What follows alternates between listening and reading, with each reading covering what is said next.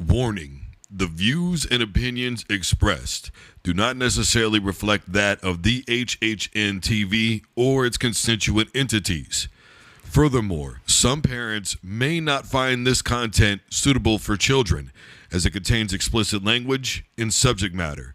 Viewer discretion is advised.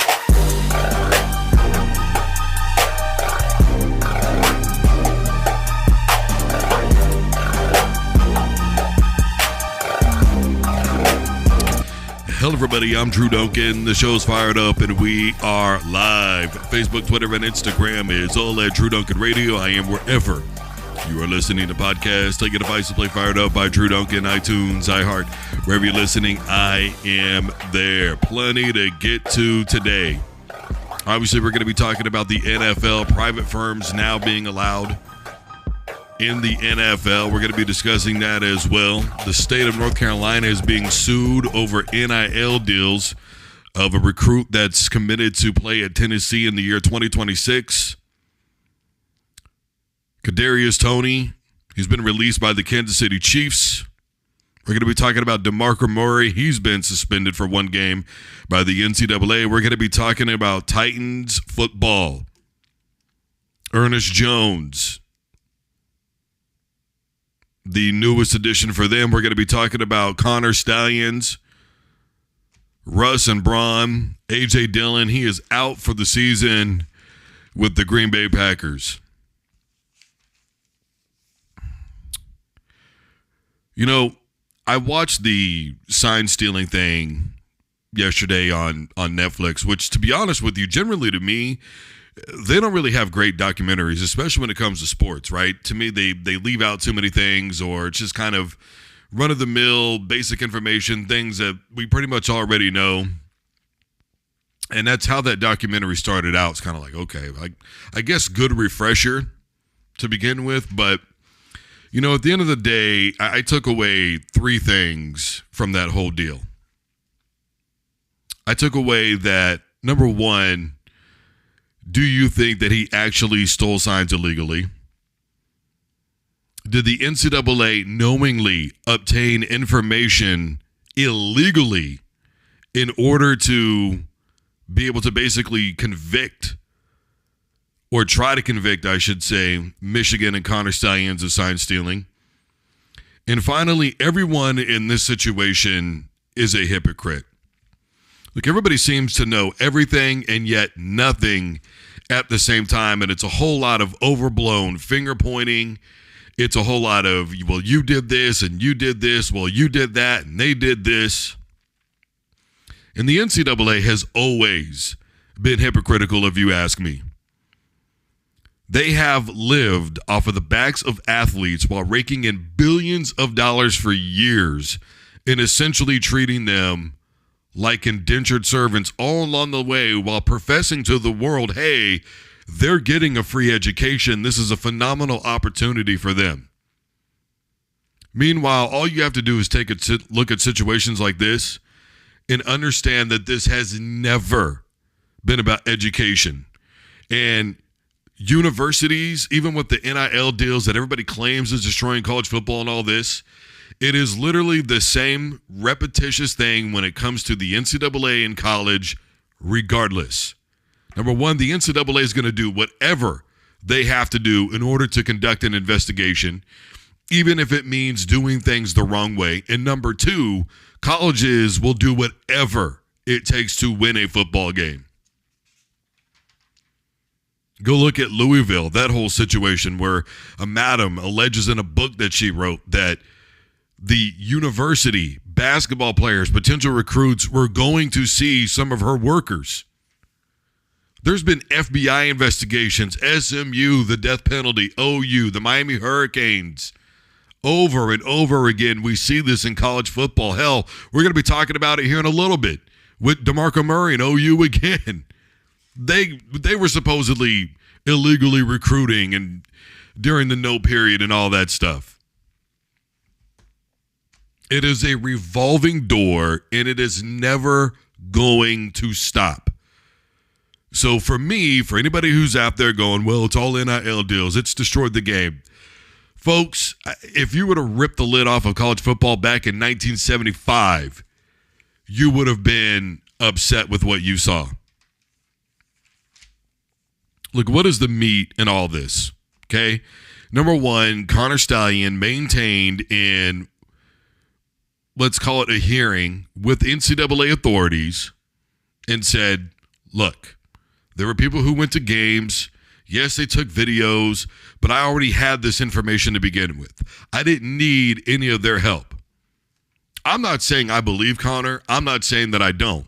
What I will say is this: there are a lot of people who you discover in any line of work, they think that they are helping you. I can't tell you how many times my ma has sent me stuff. Oh, hey, look, did you see this? Yes, ma, I saw it. But of course, I don't tell her that because I want her to feel like she's helping me. There are people who send me things all the time. Hey, did you see this? Hey, did you see that? Hey, you talk about this? Hey, I think you should talk about that. People do it all the time. Why are they going to these games? Well, they're going to those games because they want to enjoy a game of college football. That would be the pretty simple explanation, wouldn't it? Is it plausible, though? Probably not. I mean, if we're being honest with ourselves, probably not. They're probably there because they're trying to do any little thing that they can to steal signs. Then you got this whole thing about Ryan Day.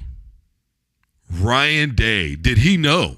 I mean, obviously, there was a writer from the Washington Post who was very critical, by the way, of Connor Stallions, pointing the finger directly at him. But man, boy, his tone changed a hell of a lot, didn't it, when they were questioning him about him and his relationship with Ryan Day and Ohio State and all that stuff.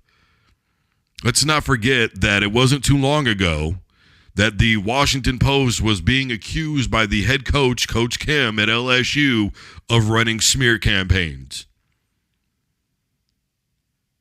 I mean, come on, let's remember that documentary about SMU, the Pony Excess, that there were people who would probably not vote for somebody just because they felt like they had helped in some way or another a rival football team win a game. Anymore, journalism is not journalism, and people are conducting business with bias in mind. That's just the reality of the situation. Did Ryan Day have anything to do with it? He was certainly smirking and smiling, just kind of, nah, I didn't. And all the troll jobs and everything that Dave Portnoy was doing. I mean, people playing into it in order to downplay the potential of the situation. Come on. Was he there at a CMU game? Well, look, if he's got a camera on and he's doing all this stuff, ultimately, what is he doing, right? If he's stealing signs and he's there, then the only thing that could be relevant to the situation would be he himself would have to have a sign that he would be signaling to Harbaugh or who the ever of, hey, this is what they're getting ready to do. Run or pass play or some BS. I mean, who the hell really knows? But if he's stealing their signs, it's kind of a moot point to do it in game, right? I mean, that's the whole thing about sign stealing. Which, by the way, this is probably what all caused the NCAA to go, all right, look, we're going to do helmet communications now.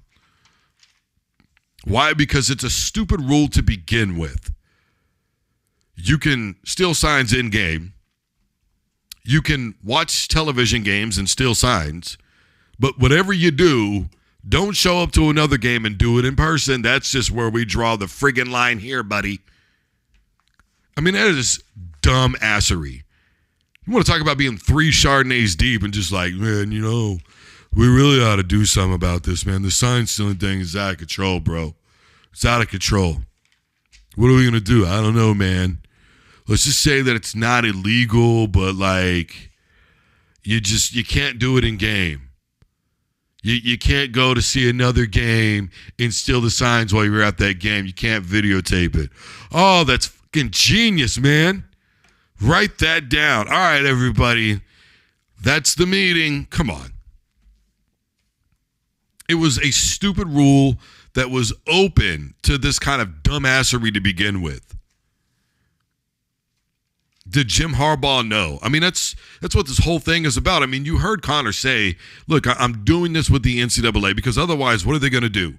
They're going to go off with the presumption, since I'm not defending myself, that I'm guilty. Because they did that with Jim Harbaugh. Jim Harbaugh chose not to defend himself, and so they said, fine. You don't want to cooperate, you don't want to do anything, we're just going to find you guilty, bro. We're just going to go off of the information that we currently have. And then they stuck it to him. But man alive, the NCAA, when they were asked very clearly, did you knowingly, and this was Connor Stallion's attorney, did you knowingly obtain information illegally? Did you know whether or not somebody hacked in to Connor's personal computer and illegally obtained this information? And boy, they got real stuttery. Look, I don't. Real quick. We're not sharing any information. Exactly what they said. We don't believe that we have to share that information. Exactly what they said. So the NCAA continues to want transparency from everybody else except for themselves. Why is it when it comes to athletics, in the battle for the youth of America, it's always marred in some sort of BS moral ground that nobody has? It doesn't exist in athletics. It's all about winning. Folks, this goes down to the pee-wee level. You ever seen Friday Night Tykes? People getting recruiting violations at the pee-wee level of football. That ought to tell you every damn thing that you need to know about sports. And that's really all there is to it. At the end of the day, I guess if you want me to make a judgment, do I think that he probably helped illegally steal signs? Look, there's a 90% probability that he did. Do I also think that the NCAA obtained information illegally from Connor Stallion some way, somehow, and they know that they did? I think there's a 90% chance that they do. Nobody here is perfect. And I get the feeling that this thing is far, far, far from over. This is going to take a while. Anywho. Moving on. Real quick here to DeMarco Murray. So DeMarco Murray is being suspended by the NCAA for one game. The NCAA says that there were 17 prospects over 16 months, 35 phone calls, and 36 texts that were sent out during the no period. And DeMarco Murray says, look, as far as I knew, the COVID-19 thing was done. The NCAA says, no, you knew it wasn't. We had this explained to you, so we're going to suspend you for a game. Look, it's funny to me because they said that the head coach, Vrabel, was negligent in his coaching duties. Basically, that you're not controlling your players, you're not controlling your university, you're not controlling who is out there doing your recruiting for you, you're not controlling anything. Which is what they said about Jim Boeheim, it's what they said about Coach Tressel, it's what they said about Jim Harbaugh, it's what they said about Urban Meyer, et cetera, et cetera, et cetera. I guess my thing is the NCAA, for whatever reason, wants head coaches to govern everybody as if they're children instead of adults making decisions. Now, whether these decisions are being made and influenced by head coaches or not, I guess that's a place where we can start having a real conversation, right? Because we can start having that conversation and going, okay, if they're influenced by the head coach and the head coach has something to do with all these things that are going on, then at that point, it's not about whether or not the head coach has control. It's about whether or not he's influencing and directing. That's the issue. Now, if somebody is out here acting on their own accordance, well then at that juncture, We are no longer discussing whether or not a coach should have control over who they have on their staff and what they're doing. Sure, they hire, they fire, they do all those things, right? But at the end of the day, they hire who they believe is the best. And at the end of the day, they can't control what anybody else does. And the NCAA is well aware of this. But what they do is they cloud it in legal jargon that they create, that they make up, and that they decide on the fly is a violation, and they interpret their own rules any way they want to, even though more than half of their rules are easily open to any interpretation that you want to have. And that's the issue that DeMarco Murray's having. My interpretation was this. The NCAA said, no, you were properly schooled. Were you, though? I mean, who the hell knows who they sent to talk about this stuff, how well they actually explained it, how well they actually answered questions. Do I have a vendetta against the NCAA? Inherently, no. But I have been sick of the BS for a very long time. It is only one game. It does blow me away that they brought the hammer down on Jim Harbaugh and not on Vrabel. But then again, moral ground stuff, right? Moral ground. Hey, don't cheat our game. Do not make it look like our game is filled with cheaters. Don't bet on our game while you're playing for a team. Don't do any of that stuff, right? Ask Pete Rose in Major League Baseball. You could do a lot of other things, right? But you better not do steroids. You better not bet on games, and we better not catch a sign stealing. We better not catch a videotaping practices. We better not catch a cheating. All this other stuff, whatever, bro. Because that's essentially what the recruiting violation with DeMarco Murray is, isn't it? It's a form of cheating. Hey, you're doing this when you're not supposed to. You're cheating. You are giving yourself an edge. Do I agree with cheating? No. I mean, Eric Dickerson will tell you if you're not cheating, you're not trying, but I don't necessarily agree with him. I'm just telling you that everybody does it, whether they want to admit to it or not. Everybody needs to stop claiming the higher moral ground because it doesn't exist with anybody. I don't give a damn who you are. And that includes Nick Saban, Alabama fans. He's not perfect. Come on, man. His own guys were saying that they were getting cars from Nick Saban before NIL deals because he's got a dealership. So they were giving him cars. It's illegal by the NCAA rules. But everybody just swept it under the rug, didn't they? So I guess you can understand where Michigan fan is coming from when they feel like it is Michigan against everybody, right? Jim Harbaugh got nailed. What does OU get? And, of course, what's the other thing with the NCAA? Repeat offender, repeat violator. I mean, this sounds pretty repeat to me. 17 prospects, 35 phone calls, 36 texts, but it's one game. Now, I don't think we should be out here willy-nilly just suspending anybody and everybody for long periods of time. Don't get me wrong. But I just think the load needs to lighten. But again, like I've said before, the NCAA is losing control. They know this, and they're doing whatever they can to keep it intact. It's a point-blank situation. All right, moving on to, well, this last thing here with college football. So the mother of a recruit, the recruit's name is Faison Brandon. The mother's name is Rolanda Brandon. She is suing the state of North Carolina over NIL money. Basically, what they said was, look, we were approached by a huge memorabilia company. Mainly, they deal in cards. And basically, they wanted my son's autograph on a whole bunch of material. And the state of North Carolina said, no, you can't do that.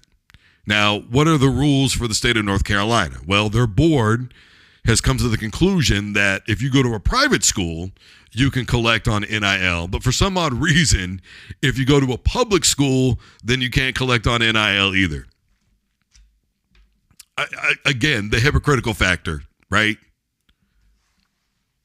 And before anybody starts blaming NIL deals and college football and all this stuff on this, again, I've said this before and I will say it again. Do you honestly believe that your private school is that good because they're that good, that coach is that amazing? Or do you think there's recruiting things going on? Or do you think stuff like this happens where they're given the luxury of those athletes can go out and get money on their NIL, but Mr. Public School student, I don't think so, Tim. By the way, he's committed to the University of Tennessee. He is set to graduate in December of 2025, which means he's going to graduate early. His plan is to then enroll in January at Tennessee, January 2026. By the way, 38 states allow it for public schools as long as it doesn't interfere with their amateur status. This is a quote from their attorney. Quote, empowered to create rules allowing public athletes to use their NIL. It was not empowered to ban it. End quote. Again, hypocrisy. Again, moral ground. Again, everything that it just continues. And it's at every single level in sports. This has been going on for years, people. For years. And it's still happening. Now, what's the reality of this situation right here? I mean, this was inevitable. It really was inevitable. And states needed to do something in order to kind of satisfy everything. Now, for anybody who's out there wondering, can you sign a contract under the age of 18? Look, you can. Technically, you can. It's just that most of the time, if you go to court, it's not going to be held up.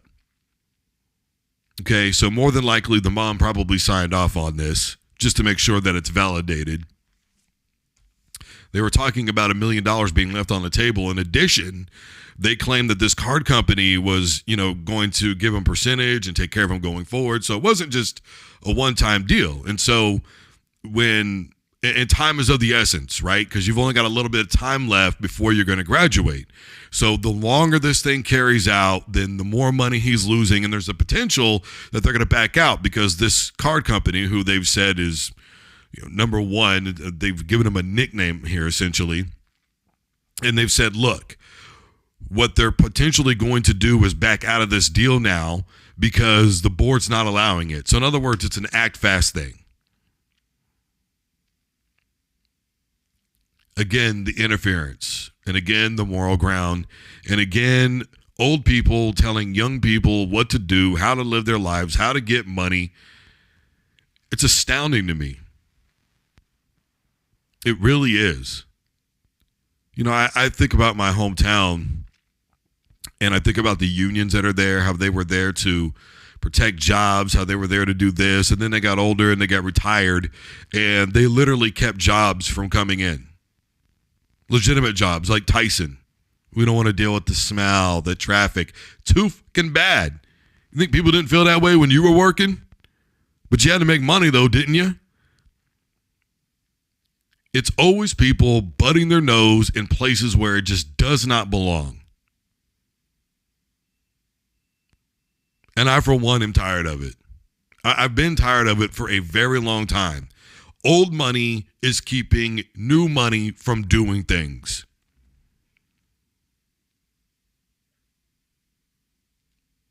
You want to change things? That's where it needs to change. And you better start going and voting locally on all this stuff because it's happening. You think it's boring when they syndicate those local deals. God, I don't want to watch this. I want to watch the other thing. Why is this on? That's why it was on. Now you're mad that it's happening. Now you're mad that it's happened. You could have been there.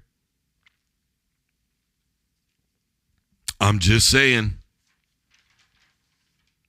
Do I think the pressure is too much? Folks, ESPN has been showing high school football games for how long? They've been showing the Little League World Series now for how long? We have been putting pressure on 10-year-olds for how long when it comes to sports? I can't tell you how many times when I've done local radio, I've said, look, I just don't want to interview kids. It leaves too many things open. I don't like it. Why should I be asking pressure questions to a 10-year-old? I mean, I remember a local league here that does a lot of great things. Don't get me wrong, but a local league where I'm from asked this kid about the game situation and standing at the mound. And this little 10, 11-year-old just goes, I'm feeling a lot of pressure, kind of the same way I am now. Oh, but you had fun though, didn't you? Man. They're 10, bro. Baseball is supposed to be fun at that age. It's supposed to be baseball. Like, it's a game, man. Pee-wee football is supposed to be fun, but it's not, is it? Because you just got too much other BS along with it. Crazy parents, gambling, recruiting, keeping track of stats from the season before. It's always going to be this way. And if they're going to be playing under that kind of pressure, then they might as well be going ahead and getting paid for it. That's my stance. If you're going to put that kind of pressure on somebody, might as well let them make a couple of bucks. Hell, if anything, maybe they could pay for their own college tuition if they have to for whatever reason. Or maybe they could start out, they go get a job, or maybe they could start running a business, whatever the case is. There's a lot of positive things that come out of it, but we don't ever want to talk about the positives, though, do we? Only the negatives.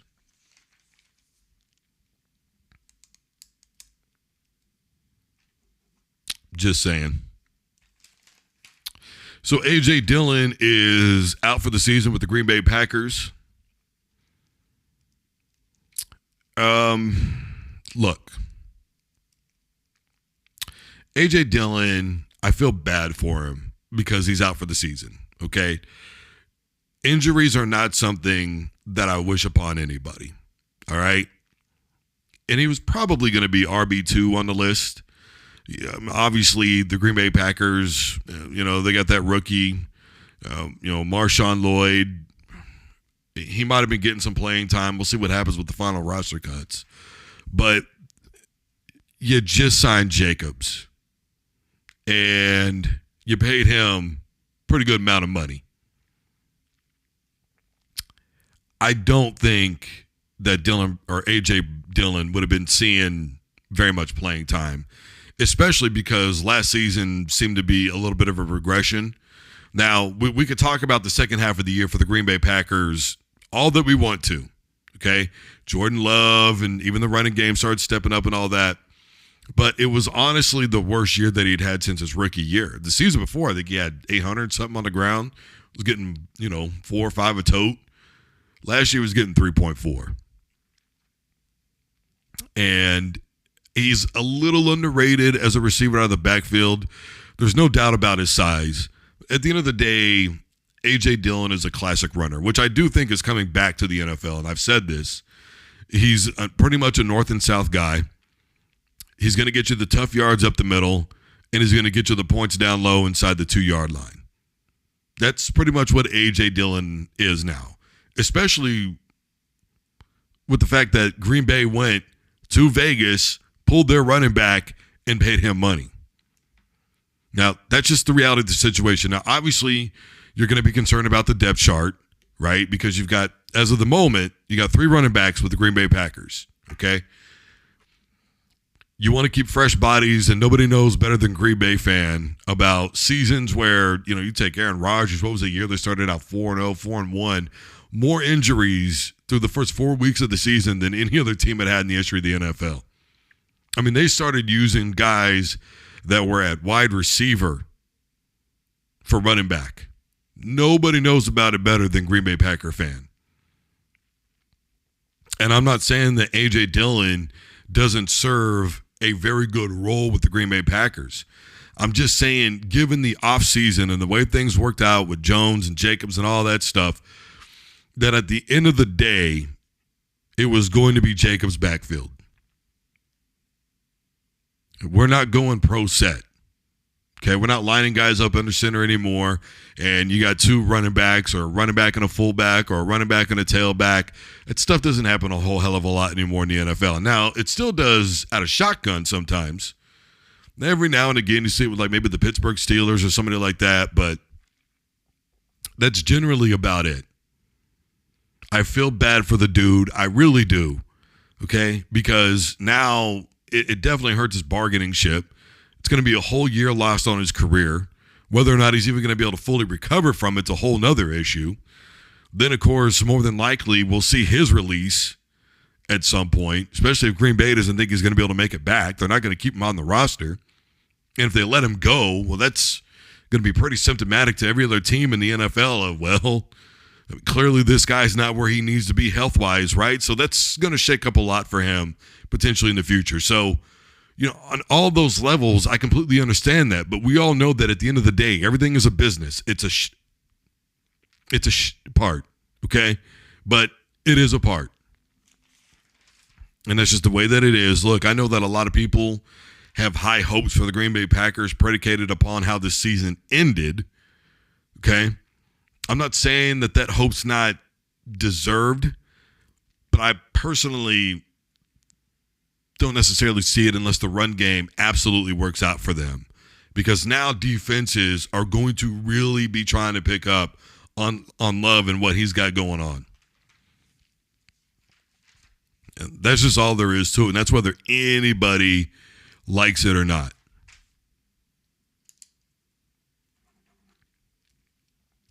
So Kadarius Toney is no longer with the Kansas City Chiefs.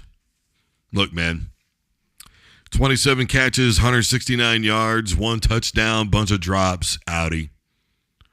Then on top of that, you had him get into the scuffle, whether or not you think that hit was dirty.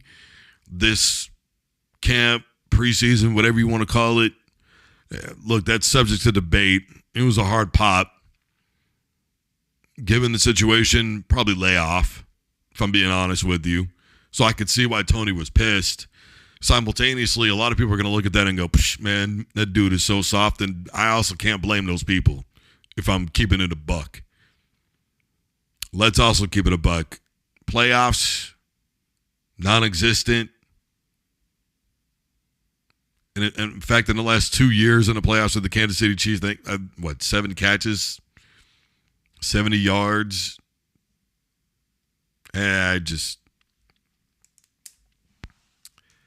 He had flashes.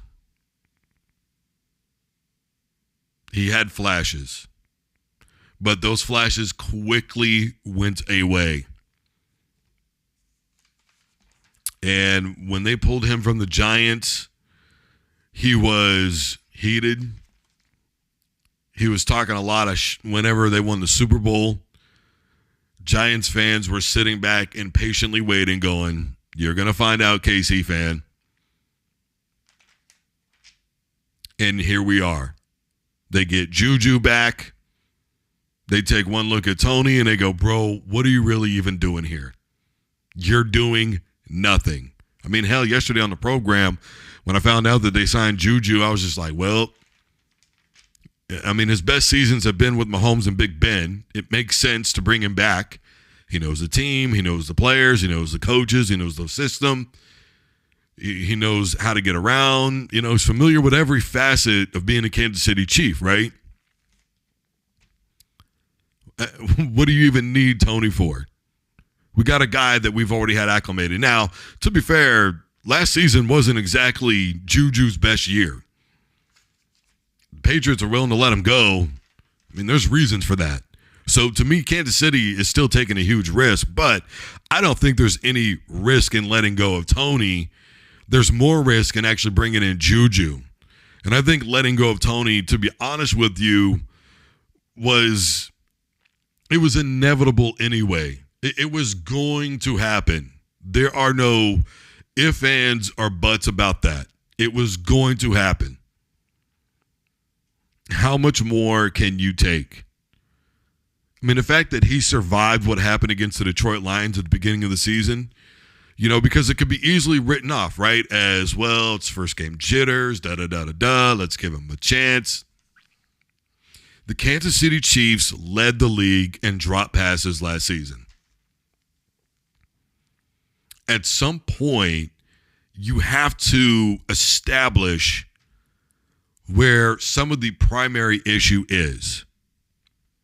We can call it coaching. We can just call it laziness. We could call it irresponsibility. There's a million and one things, right?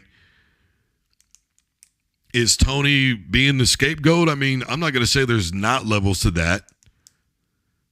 I'm not going to say there's not levels to that at all. I am going to say that he is potentially being made an example of. Hey, if everybody doesn't get their together this year, none of you are exempt. We are about to start this season and we let him go. And he's been here for the last couple of years. We were willing to let him go at the end of August. A guy who's been on this team. Think about that. To me, if anything, that's probably the message that's being sent. I don't think it's a scapegoat for the entire wide receiving corps. I really don't. I think it's more, does everybody get the picture here? Cut the right? Valdez Scantling, we're looking at you now, bud.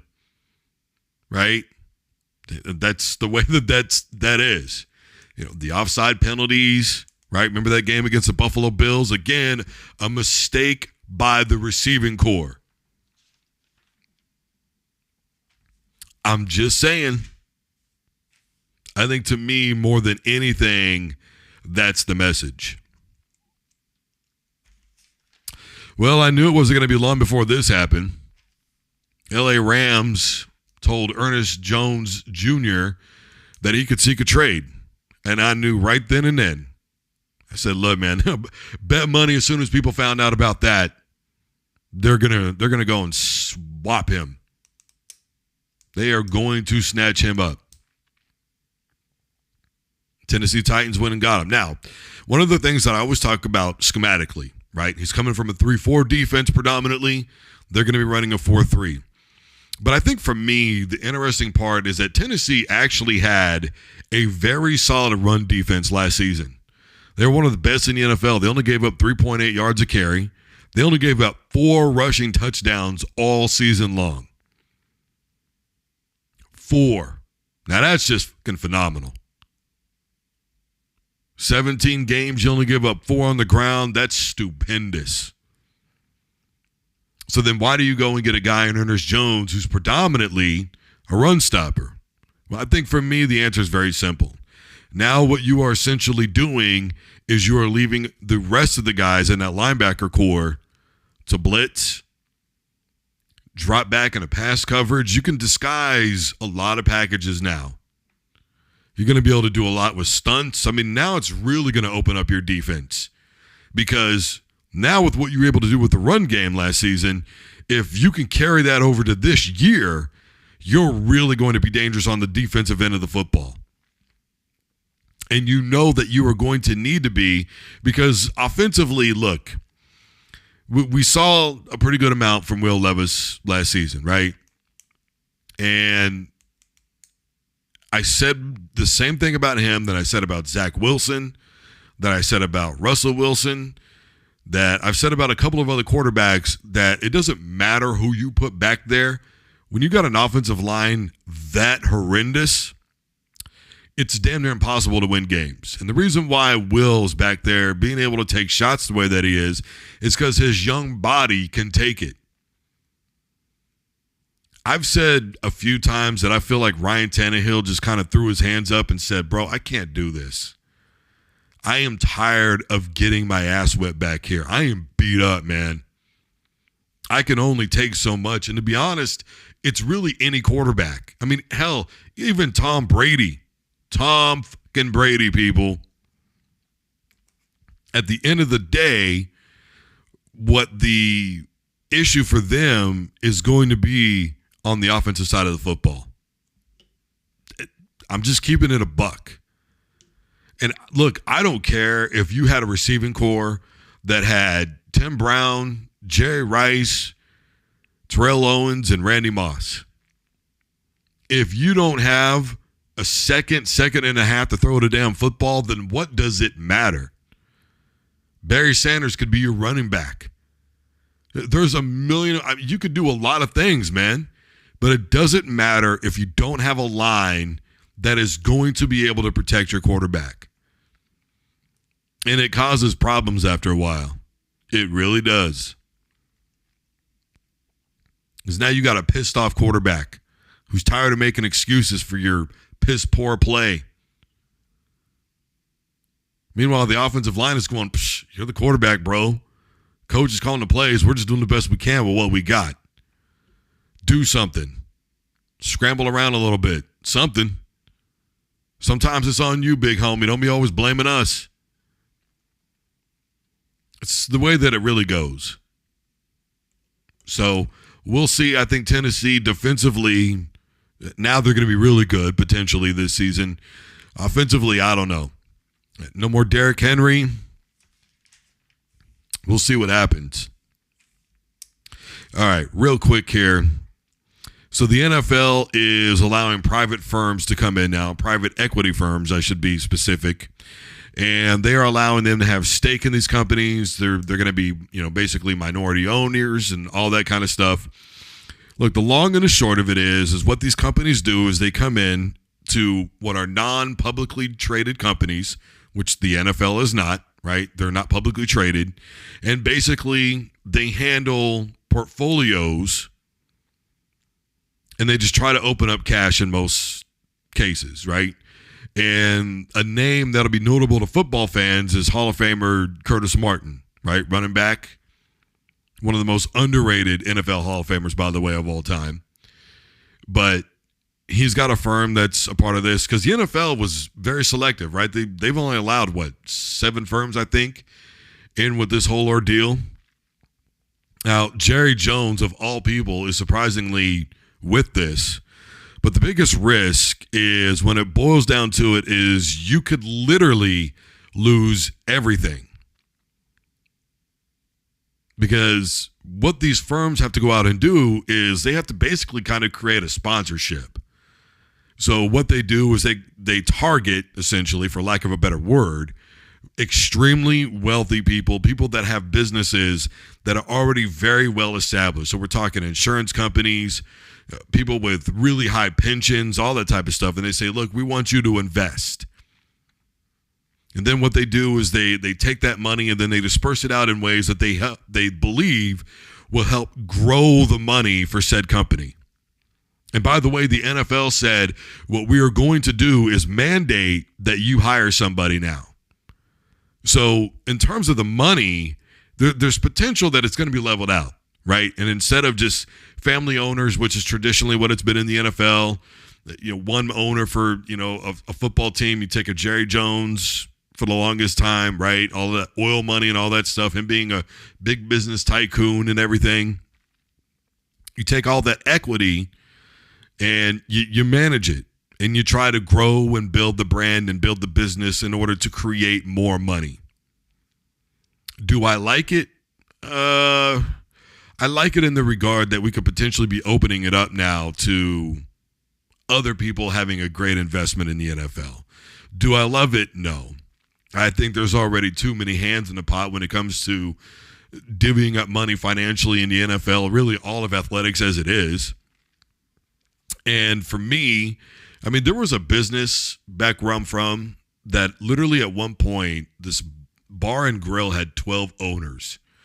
By last check, I think they still have 8. But they could never come to a decision on anything. You've got 12 people. And from a professional standpoint, if we want to bring it back up here, the Denver Broncos have been practicing this. And look what happened with Russell Wilson and Walmart and that whole situation. We want you to restructure your contract. You don't do it, then we're going to bench you. So now you start giving say-so over to people that don't need to have say-so in sports. That's dangerous. That's going to cause and create a lot of conflict. And the reason why it's going to cause and create a lot of conflict is because now you're going to have people going, look, I've got a seat at this table. We're helping expand. We're creating money. If you want us here, then we're going to have to make some choices. And a former football guy like Curtis Martin, you don't think he's not going to want part of that decision making? Valid or not, it is what it is. But I guess we'll see what happens going forward. By the way, the NFL was the last of all majors to do this. The MLB had already been doing it. Look at the finances. NBA had already been doing it. The NFL was getting by just fine financially without all this, but it is what it is. We'll see what happens. All right, everybody, I am Drew Duncan. The show's fired up, and we are live. Facebook, Twitter, and Instagram is all at Drew Duncan Radio. I am wherever you are listening to podcasts. Take a device to play Fired Up by Drew Duncan, iTunes, iHeart, wherever you're listening, I am there. And, of course, you can always just Google Fired Up by Drew Duncan. I'm going to pop right up. You can always download the HHN TV app, a.k.a. the Hip Hop Network. Download that app on your smart TV, your iPad, your iPhone, your Droid device, your tablet, whatever it is, wherever you are, it is available there. Guys, your local programming is next. Don't you dare touch that dial.